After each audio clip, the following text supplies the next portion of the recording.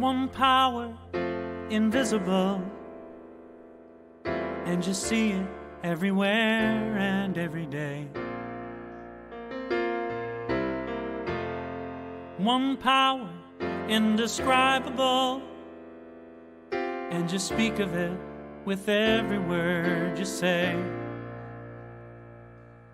Mysterious until you know the truth.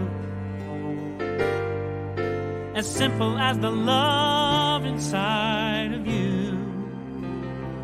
Call it God, call it Spirit, call it Jesus, call it Lord, call it Buddha, Baha'u'llah, angels' wings or heaven's door. But whatever name you give it, it's all one power, can't you see? It's the power of the love in you and me. One power, one power. Good morning. It's so nice to see everybody here. Such is the nature of life that all it asks and all it wants is the opportunity to appear. You are that opportunity, and so am I. And so it is. And how many of us remember Dr. Kennedy Schultz walking out on the stage and saying that very sentence every single Sunday? I think it took me a while to really understand what that meant, but I get it. Welcome, everyone, to CSL Midtown, coming to you this morning from Atlanta. We are so glad that you have joined us today, and we welcome all people, no matter who you are and where you are in your life. We welcome you to this first of the month in-person celebration, always followed by a fabulous potluck. And today will be preceding the potluck will be a little discussion with the Zoom people. So we're excited about that. And of course, we do welcome all the people who are listening online, either now live or if you are listening to a recording of this service. Our center reflects the beautiful diversity and tapestry of life that is everywhere present. So we welcome you, whoever you are and whatever path brought you here today. It's so nice to see some new old faces here this morning in the in-person room. So thank you for coming. We know that you are an individual expression of the divine life in which we all live. You are welcome to participate today and to become a part of this community in whatever way serves you. We hope that those of you who are watching our broadcast on social media platforms such as Facebook or YouTube will like and share this with your friends. For a better understanding of who we are and what we teach, listen now to our Declaration of Principles as written by our founder, Dr. Ernest Holmes.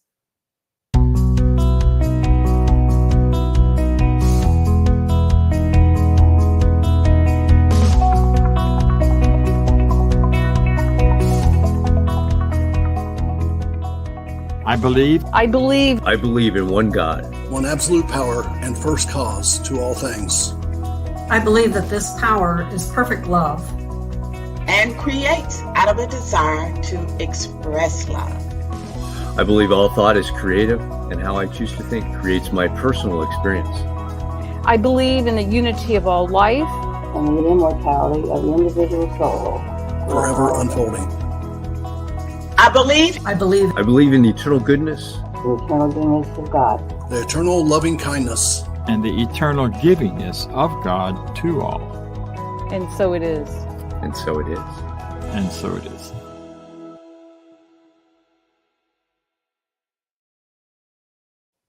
All right. The full declaration is available on our website, cslmidtown.org.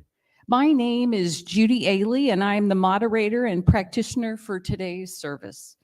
And this morning, I'm excited to say that we have yet another fabulous speaker. She's hardly a guest in that she's spoken here numerous times, and we always look forward to it. And I will introduce her more a little bit later. But as we know, the theme for 2024 is Grand Rising. And today, being the first Sunday in June, we're beginning our monthly theme of Holy Boldness. And this week's theme is called Sacred Audacity. And that brings up the question, at least it did to me, of how spiritually bold am I? Am I fearless and daring in my spiritual work for the improvement of my own life and the life of the world? Or am I just sort of humming along with the same old tune, hoping for the best, but not quite getting to where I'd like to be in my heart of hearts? So I ask the question, are we choosing to live large or to live small? What stretches us? My experience has been that some of the challenges that I have faced in my life have required me to step out in boldness and with a sense of daringness in order to meet the challenge and to kind of move beyond it, to get to the other side of it. So I believe that we can cultivate within ourselves a new sense of spiritual boldness. You know, sometimes I feel small and afraid and full of worry, but what gives me a sense of peace and assurance is that in truth, we are living our lives in partnership with Spirit. And when we realize that there is this partnership, this co-creativeness, then I think we can find the faith and understanding to know that anything and everything is possible. So do we approach with confidence and courage and even persistence, knowing that we will be responded to? Do we have spiritual audacity, the belief and the faith to know that we can create everything and anything that we can conceive of in our minds and hearts? We are the way that Spirit expresses in the world. And I think God's Spirit, whatever word you use to describe this, wants to express through us. God wants us to participate in this co-creative partnership in big, bold ways. God wants to play big with us. It's how the goodness of God gets spread about the world, and it's through each one of us. It's how we run our lives. It's the new ideas we embrace and bring to fruition in the world. But guess what? We have to participate. We have to be willing, enthusiastic participants in this co-creative process. Are we that way? Or sometimes do we hang back as timid types, not really thinking that we're going to have that 100% support of Spirit in all the things that we do? So I'm looking forward to the message this morning from our speaker, knowing that Spirit in life invites us to live with boldness, verb, and the audacity to know that, yes, even me, I am God's perfect opportunity to create big and bold goodness in the world. All right. So with that, I would like to lead us in a spiritual mind treatment, which will be followed by music for reflection. As I offer these words in the first person, please accept this treatment for yourself. All right. Let's just take a moment to relax and to know that God is all there is. This spiritual power, this presence, this oneness, this one united power for good is really all that there is. And that I am, that each one of us is fully immersed in it, filled with it, connected to it, allowing it to express in our lives. This is the truth of who we are, and that at our deepest spiritual heart of heart level, that there is a pattern of perfection and wholeness that we say yes to, that we know that this is the truth of who we are, and that we just know that this world that appears so solid and hard and definite, that it's really a bunch of atoms and molecules moving around. It's totally changeable all the time. And we change it through our belief, through our expectation, through our knowledge that yes, we embrace good and know that this is the truth of who we are. So today I just allow this presence and this goodness to express through me and through each person here that this CSL Midtown Center is a perfect idea in the mind of God, and that all that is needed for its perfect expression and success in the world is at hand now. I turn away from any idea of struggle, strain, illness, lack, limitation, worry, fear. I turn away from all of those things and instead know that I am bold. I am bold spiritually, knowing that Spirit is there for me 100%, always, only desiring to express through me in greater and greater ways. So I just know that this is my truth. I claim this truth for everyone here and everyone listening to this. And I am so grateful for this opportunity to know this. And I just release this treatment, knowing that it is so, and so it is.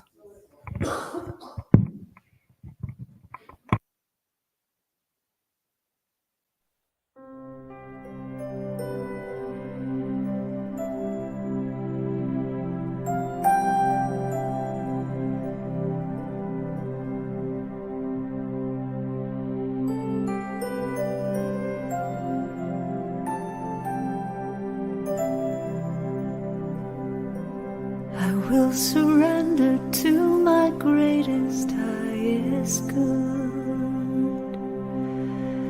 I will release any fear that blocks my way.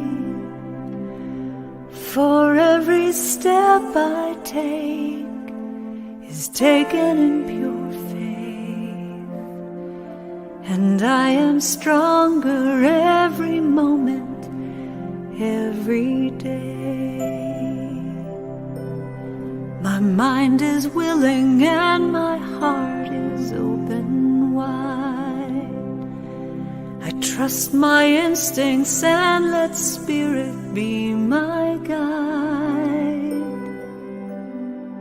I vow to live a life that's real and pure and free, as I continue walking in this mystery.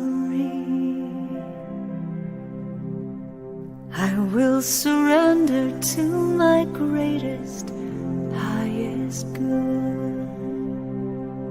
I will release any fear that blocks my way. For every step I take is taken in pure faith, and I am grateful every moment, every day. There may be walls, there may be roadblocks in my way, but I can choose to take a higher path each day. And now I know that what I thought was safe and sound was only habit and regret that held me down. I will surrender to my greatest, highest good. I will release any fear that blocks my way. For every step I take is taken in pure faith, and I am kinder every moment, every day. And I'm more loving every moment, every day. I will surrender every moment, every day.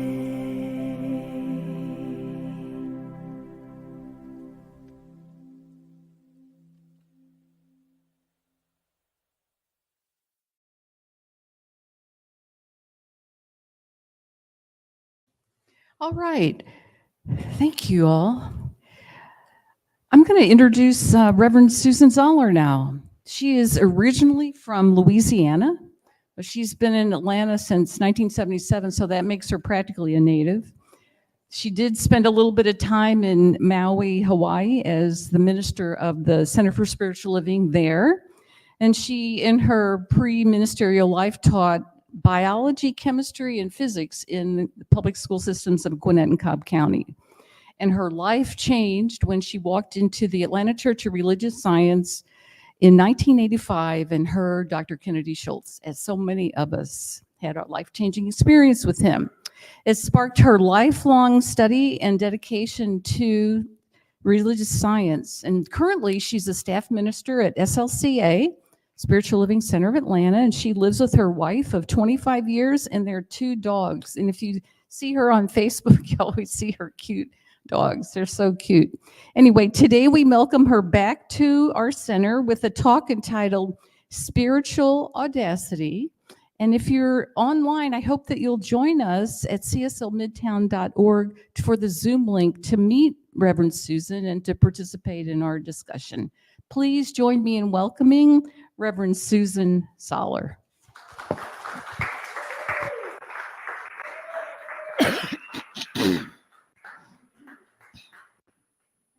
Good morning. I love art. This is one of my favorites. Can you see this? Adam and Eve stand here, and behind the tree, there's God with a long puppet on that looks like a snake. And I know that that's what a lot of people think of God as. Can you see this? Well, good. If not, Judy, would you pass this around? Because it has a lot to do.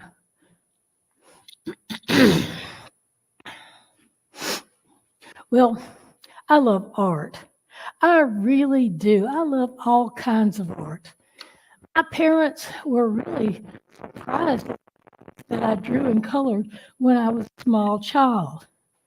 Now, when I say I love all art, let's have a full disclosure. I went to Pompidou Center in Paris, France. It's modern art. And I actually did say this upon leaving: our dogs can do better than that. And they could. But other than that, I love colors and I love the creativity that they can express. I also love humor, and I especially love comics. I do. Really, who doesn't?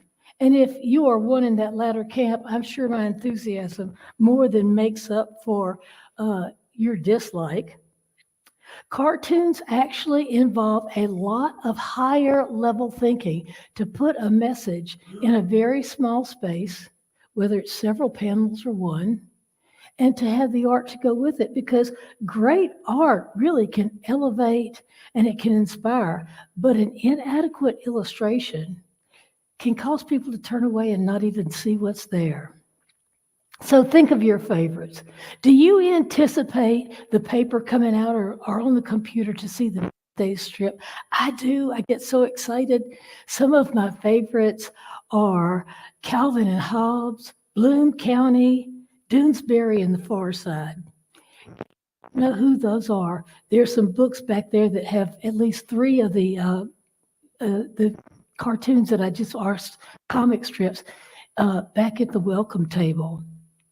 You know, cartoons are impacting. They're influential, and they're also really big business. Did you know that? Big, big business, a lot of money. They make us laugh. Sometimes they make us cry. Sometimes they skewer someone or something.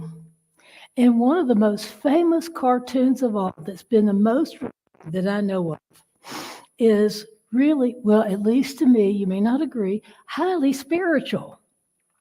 And let me set the scene. I couldn't find the picture that I wanted of this, so I'll just set it up in your mind.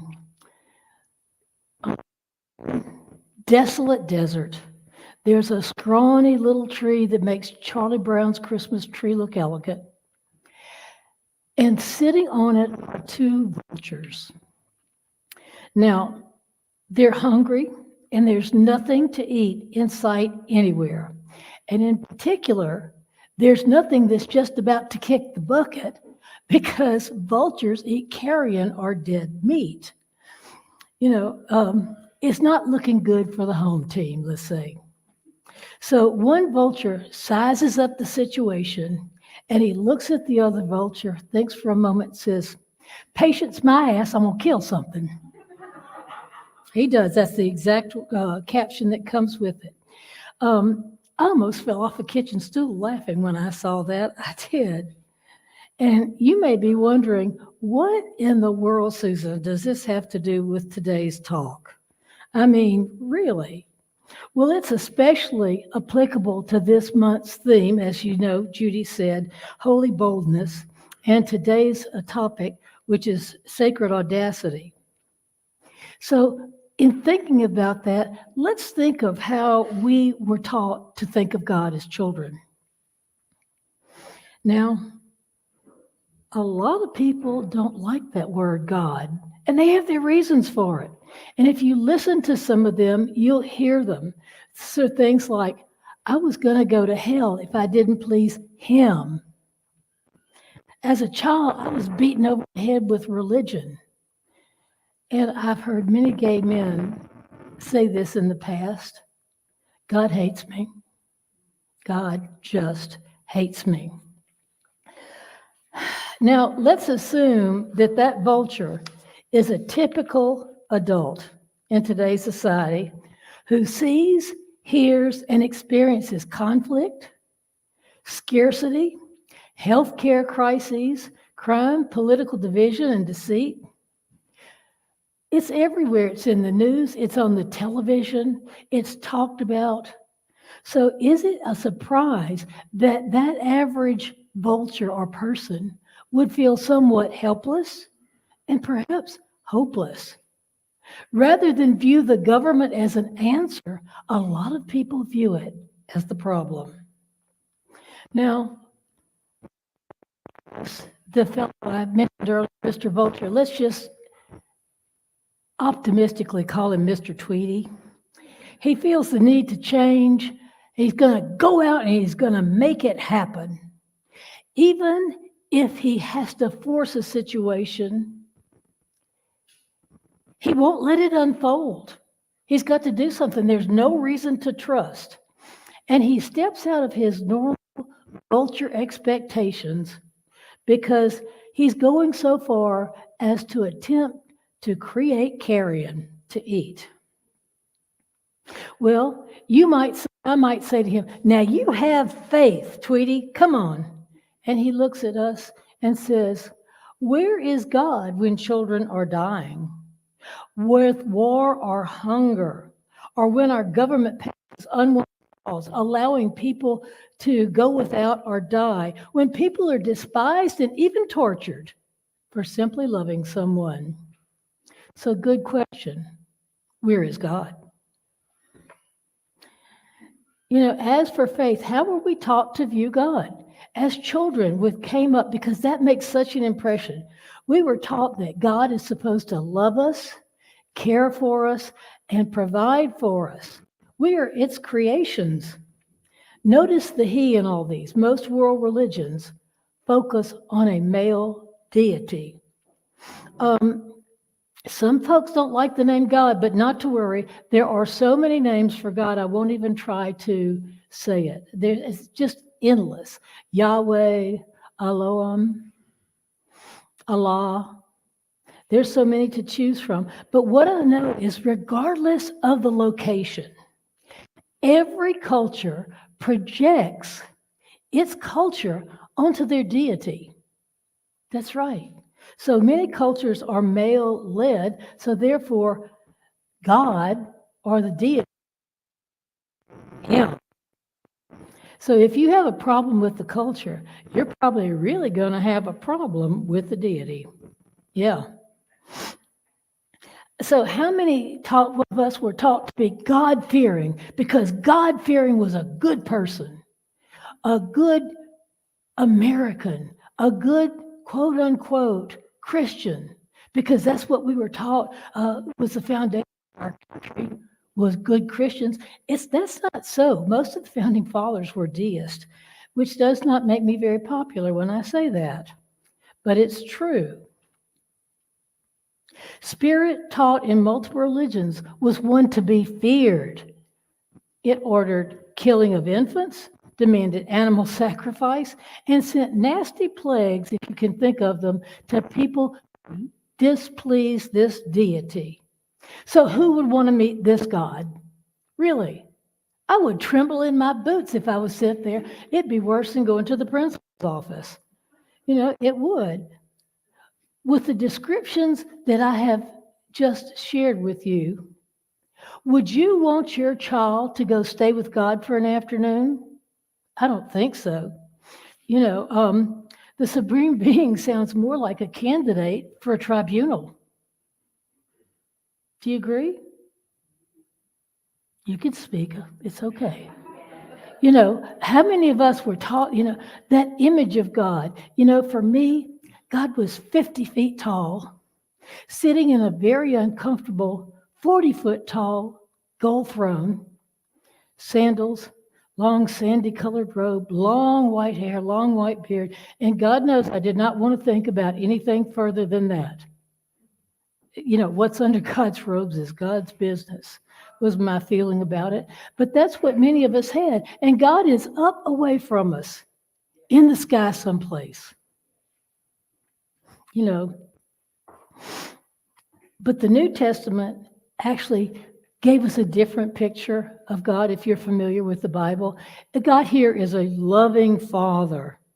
As one child said, God sure got a lot nicer after he had children. Because Jesus, the master teacher, brought a whole new way of looking at spirit. Now, the foundation of religious science, or science of mind, teaches that there is a divine intelligence that is the creator of all that was, is, and ever will be. And most importantly, that includes us. You and I are the creations of the divine. We're not separate. We're part of that, with all the rights and privileges and issues that brings up. Religious science does not believe that we are brought here to please some deity. This divine intelligence is present everywhere, all the time, and always accepts our thoughts and feelings and emotions and creates accordingly. And that's a major point. Creates accordingly. There is no retribution from a big person in the sky, or however someone pictures God. There is no flunky legion of angels out there taking notes on everything I do with human body parts, who knows, to go report to the big guy, to tattle on me. No, that just doesn't happen. Because we are expressions. We are divine expressions of the Most High. We're highly individualized, but we're still part of the one individual that encompasses everything. We're not separate. And physics has proved this. You go down on a level and, you get smaller and smaller. All there is vibrating energy. There's so much space between that. If we could just see it with our eyes, but it's too small.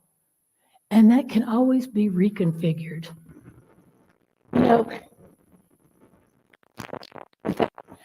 Evaluation, and regardless of religious belief or life experiences. Now, many of us were taught, I really dislike this one, the meek shall inherit the world. The meek shall inherit the earth. I didn't consider myself meek, and I was a little offended to be left out, but that you and I should fear God, or at the very least show profound respect for this God, this great Father in the sky, as we were taught. If it be his will, our desires and wants will be granted. But if not, too bad, tough luck. Find a way to deal with it. That's all there is. You better do something to get in his good graces so you can get what you want.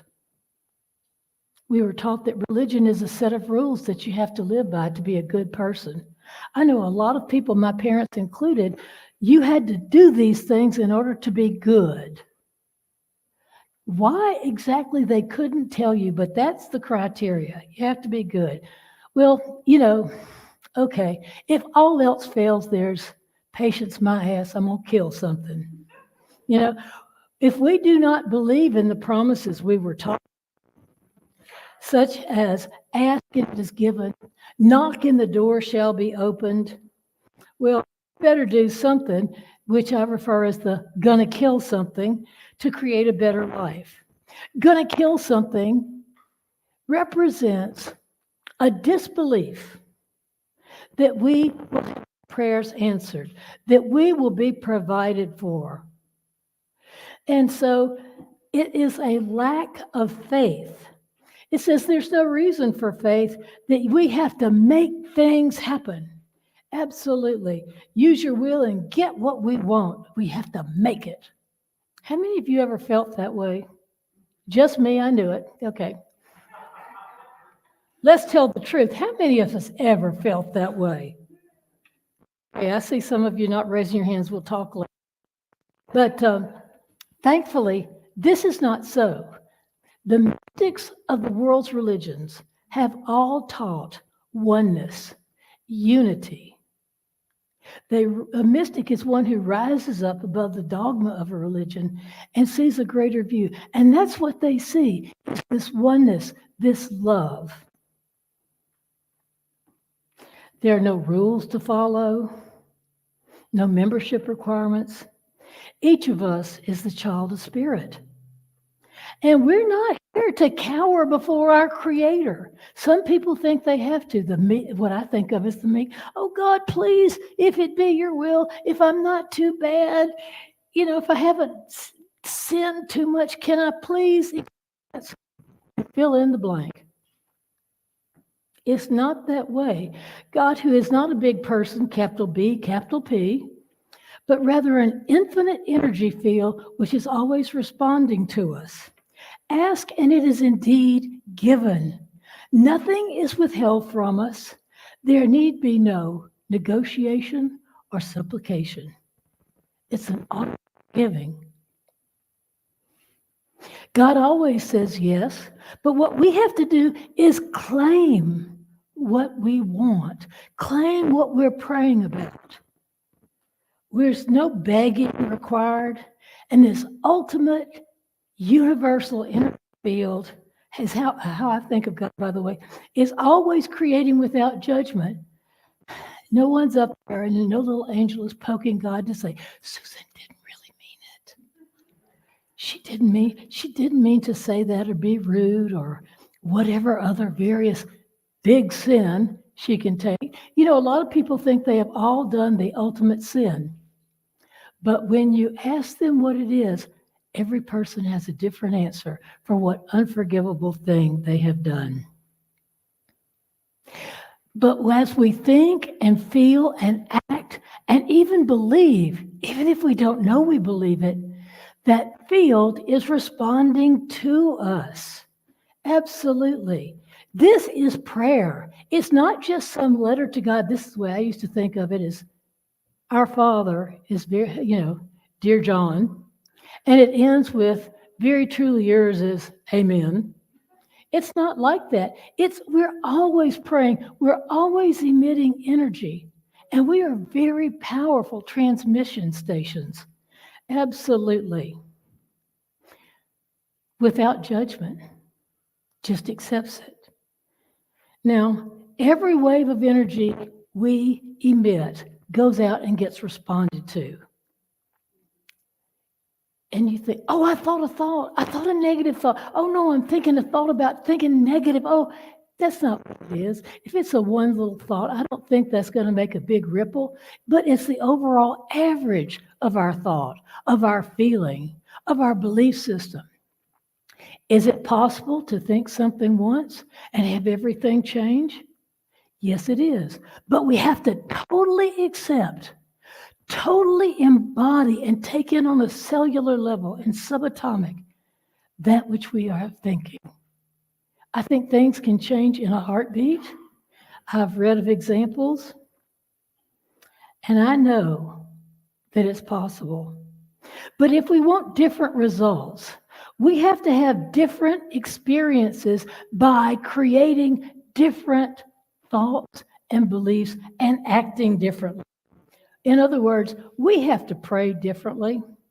Well, that might be a problem for some of us. In other words, we're going to change our vibratory pattern. We are going to have to keep our vision high. Think of this. If you were on a ship and you're the captain and you want to go 5 miles that way, and you tell all the people and all the sailors have to do what you say. March forward 5 steps. March. Turn to your right, march 10 steps. No. Turn to your left and go 15 steps. No, never mind. Back up. Where do you think that ship is going to go? In circles, stay in the same place, or even regress? Because that's the way it is with our thoughts sometimes. We think, I know that all my needs are met, but how in the world am I going to pay the gas bill? How in the world am I going to be able to have a different medical situation? It's that 10 steps forward, 10 steps left, 10 steps right. But when we keep our vision still, when we focus on our goal, everything changes. Don't get caught up in the drama and the details of situations. Now, yes, you may have to deal with those situations. I'm not saying we just simply sit there and go, I am a thinker of great thoughts. Nothing affects me. I do not have a broken arm, even though it's hanging by my side and useless. No, we deal with the world, but what we do is deal as a basis of what we know to be spiritual truth. Absolutely. It doesn't mean that everything is just suddenly going to be hunky-dory. No, it's not true. And when something happens, we don't even have to know all the things to do. We have to be open to knowing them. And I believe when we're firm with our goal, we will be shown what to do. Absolutely. You can only go as far as your flashlight puts out light, but with every step you take, that light extends also. And I think that's the way it is with our guidance. Sometimes we may know everything. J.K. Rowling, who wrote the Harry Potter book, said it all came to her in an instant in a coffee shop in Edinburgh. And she knew. Well, that's really something else, but I don't have that experience very often. It's more of a process. And recently I spoke with a friend who was trained in religious science, went all the way through, I believe, the ministerial program. And he was asking me, how do I deal with a person who is pressuring me to become a Christian and have to believe a certain way? And what do you think about it? And I stopped him. I said, it doesn't matter. He said, what? It doesn't matter. What matters is in your consciousness and my consciousness at any moment. You don't have to convince someone else. You don't have to convert them. We have to take care of our own consciousness, which is also called by Ken Schultz Center, as you know. Mind our own business. He said it should be the 13th commandment. Mind our own business. Care of your own consciousness. And from that place, take action. Not just, oh, I better go over here. How many of us just want to go over and fix something right away? I've never been known to do it, but I have read of others who do. How can I deal with someone who has a different set of beliefs than me and are trying to force them on me? Know that the universe is conspiring for our good.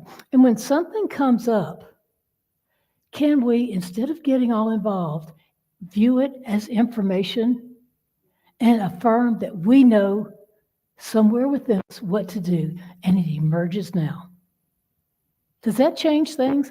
It does for me, and we have to keep focusing. And then he said, but my family, I said, it doesn't matter. But this bill came in after I treated, doesn't matter. What matters is what you choose to hold in consciousness. The government will anchor your own self in peace and love and no injustice, because the government does not determine our experience. Our consciousness does. And I'll say that again. No matter what side of the political spectrum you're on, the government is not determining your experience. Your beliefs, your feelings, your actions, they are, because they're getting reflected back to us as the event of our lives. You know, the facts are the facts, at least for that moment, because facts change all the time. It is much more effective to go to the place that creates the facts that are in our physical world than to keep diddling around with this or that or the other in our physical world. It's like going to a mirror, seeing ink on the face that's reflected, and keep wiping the mirror, but the ink doesn't go away. Go to that place within that is creative, that is always said yes to. Absolutely. You know, this is spiritual audacity. You know, clearly and deliberately speak your truth. Teach yourself to believe differently. I told myself once, you know, it's kind of like saying, I'm going to wake up 5 minutes before the alarm clock goes off, and you do. Well, tell yourself to notice when you're thinking something in opposite of what you are affirming. Absolutely. I was working on something and I decided I would notice every time. And my word, was I shocked at how much I was. You know, it's like that person who's always trying to lose that same 20 pounds, but then a Twinkie calls out. Or I'd really like to have a good financial situation, but there's a new shirt on sale at Macy's. And I know people who are like that.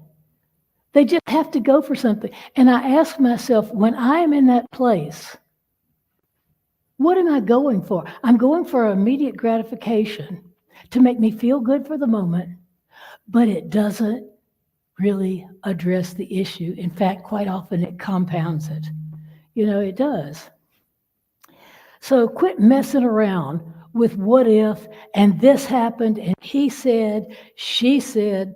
If it's not in alignment with your true desires, let it go. But the first thing is to notice when you're doing it, because it's like a fish in the ocean who says, what water? We're so used to believing something that we don't even realize we believe it. I had something recently, I realized every time I was thinking a brick in the wall of what I did not want, I didn't even realize it. And all of a sudden, we were doing a meditation the other night in an online group from church, and it came to me, let go of your own bonds. Let go of what is binding you, because it's self-imposed. Absolutely. This doesn't involve any manipulation of another person, any harm to a person, and it doesn't involve control. It will happen naturally. It's the God-given power we were born with, that we are entitled with, that is always with us and always available. You know, we were not born to be, as I said earlier. Some have more outgoing personalities than others, but it doesn't matter. Whatever is your way to live larger and greater, it can be yours. It is yours on some dimension if it's claimed. So let us claim and focus our energy and create through inspired ways, not just from ordinary conscious thinking, that we can have better health, better finances, more love in our life. We can create that which we want, that great job or that perfect place to live for us. Absolutely. We use that power to have more and better for not just us. It's not just all self-centered. But as we raise our consciousness, each of us adds to the consciousness of the world. You know,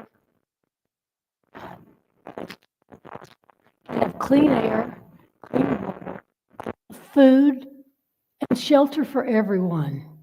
It absolutely is. We have to stop believing that it isn't.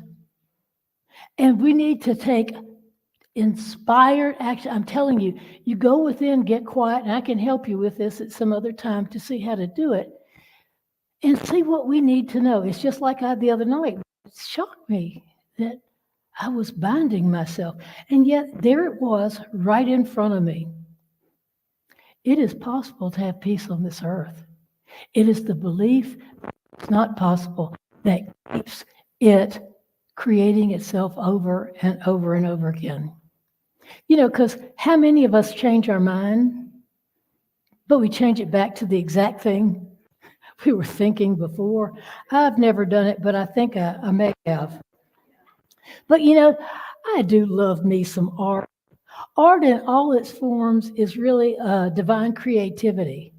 And sometimes a picture transports me to a whole different level. On a daily basis, I do read the comics. Calvin and Hobbes inspire me to see things differently. Satchel Fuzzy, and if you don't look at him, renews my love of innocence. Zonker from Doonesbury reminds me we don't have to grow old just because we are older. Now, Burke Breathed, who does Doonesbury, Pulitzer Prize for editorial cartooning in 1987. This was after he just lost his first published artwork job. He made a cartoon about a court-imposed busing order for the community, and it was met with outrage. His published strip was at the University of Texas, and it got the attention of the editors of the Washington Post, who offered him a syndicated nationally strip. So in 1980, Bloom County came to be, and the rest is history. All those people who told children, quit sitting around drawing, you're never going to make any money, you're not going to do anything with it, will pay attention, because Burke is internationally famous. And Mike Lukovich, Atlanta's cartoonist for the AJC, moved me to tears when John Lewis died. There was a picture of John Lewis at the pearly gates, and he was met with the words, "Oh, thou good and faithful servant." It gives me chills even today. Whether you're an artist, an engineer, or an inmate in the Atlanta jail, we all have equal access to God, no qualifiers, available to everyone. So when you and I want to have greater experience, let's remember, he said, she said, they said, it doesn't matter. Mind your own business. Tend to your, but a law passed that pay attention to your own thoughts. Be part of creating a more just and loving world from inspiration rather than anger. Or how about somebody just shot up a gay club in Orlando, or a movie theater in Aurora, Colorado, or a synagogue in Pittsburgh? We're going to feel what we're going to feel, but can we go within and meditate and find that peace within us and live it? You may choose to take an action, but it will be different. You might try a little higher level thinking, maybe a little far side, and you can learn the real reasons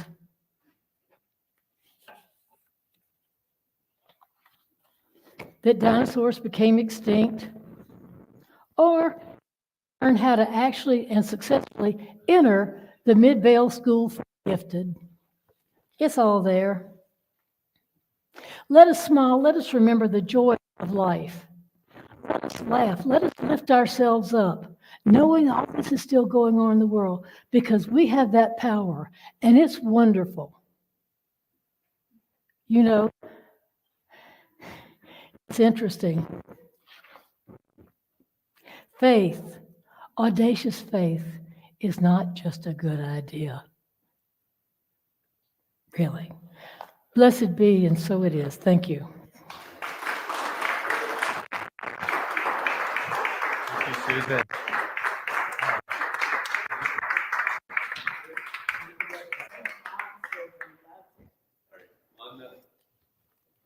second, number 2, there's a red button. On the second one over, there's a red button. All right, there we go. Sorry about that. Switching video.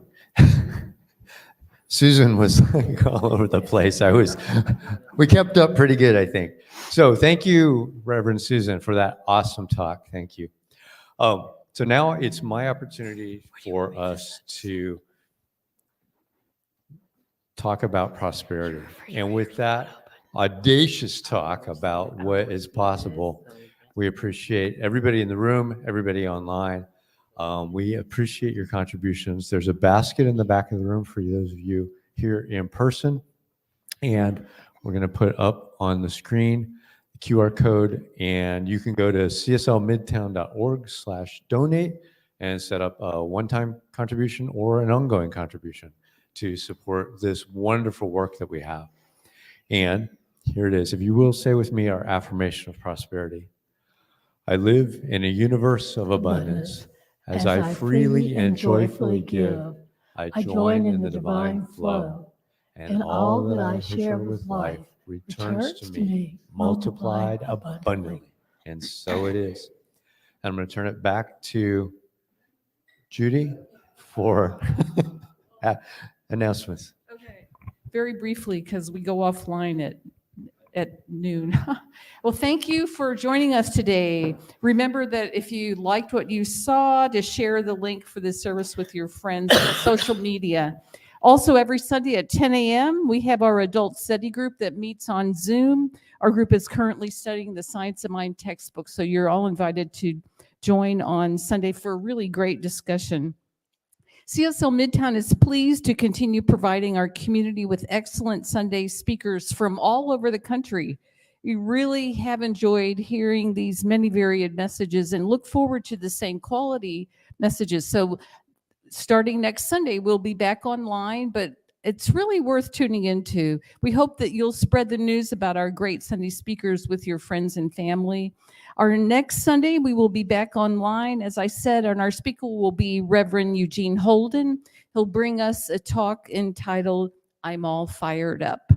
And know that our center is in transition between ministers, so we continue to work towards that. And if you're interested in participating in that and being part of our committee, we certainly invite you to join us in that. Just let us know. So please join us on the Zoom link after the service. That concludes our service, and here is our affirmation of life. I leave this place now knowing something better than I knew before. I go forth into the world with a heart full of love and a mind full of good sense. I look at the world in a greater way, knowing that I have within me everything I need to create the life I desire. I give thanks for this understanding, and I am grateful for the spirit of life that lives through me, and so it is. All right. Hey, I'm so grateful.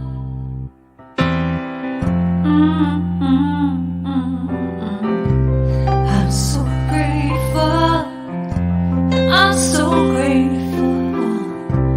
I'm so grateful for all that I have. I'm so grateful. I'm so grateful. I'm so grateful for all that I have. Hey, oh yeah, grateful. I just say I am so grateful every day for all I have. Every day, I'm so grateful. I'm so grateful. I'm so grateful.